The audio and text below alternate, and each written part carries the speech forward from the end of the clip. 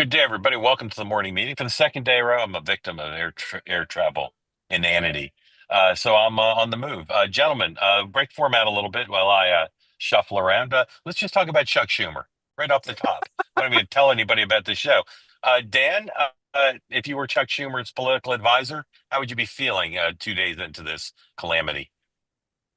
I mean, I would feel good in that you're not going to get dislodged in the next couple months, but I would feel bad because in the long run, you're an inside man in an outside game now. And if you just think about Chuck Schumer compared to Gavin Newsom or Mandani in terms of strategy, tactics, being able to get attention, get in the other side's face, kind of own them, he just doesn't do it. He's a cable news kind of beltway media guy.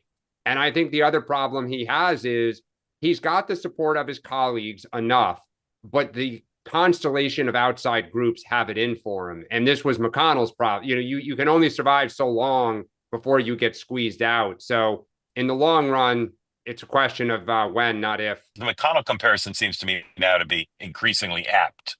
Yes, I was going to say the difference, or sort of the thing that I find fascinating about the way you framed it is one of the things that staff need to know their boss, right? And so the question is, if he's a cable news junkie, is he fighting the narrative, or is he like, I get it, this is the end, right?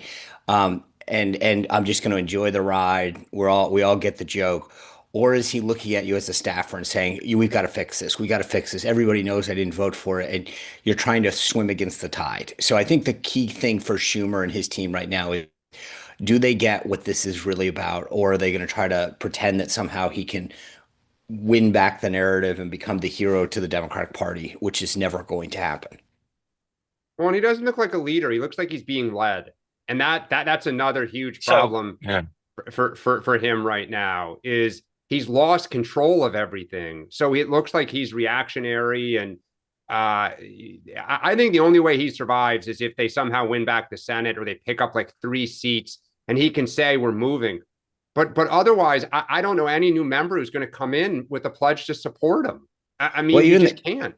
even the current ones, at best, the responses are tepid, where they're like, Well, we some got of to them continue. are. The progressives are. The moderates don't comment because they like what he did.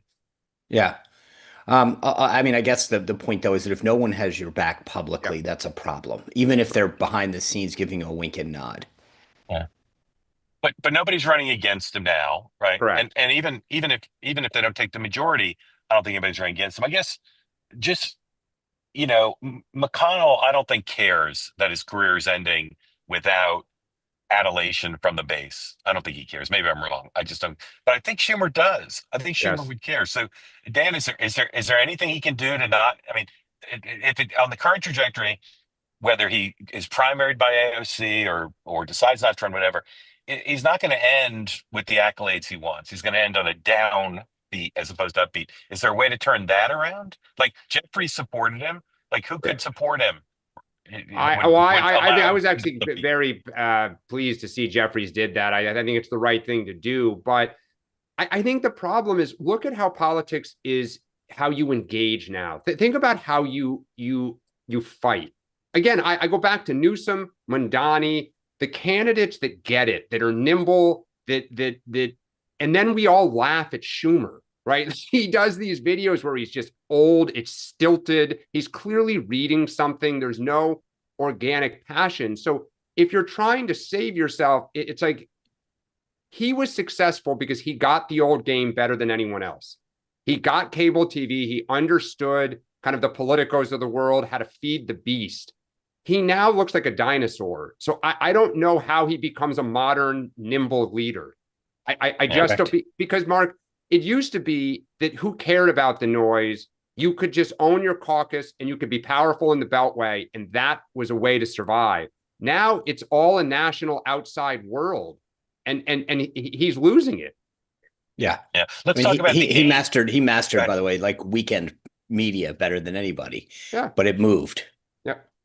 They say that something that's easy is like a walk in the park. Well, easier than a walk in the park, hit the subscribe button, be part of the two-way community, never miss an episode, be part of our conversations.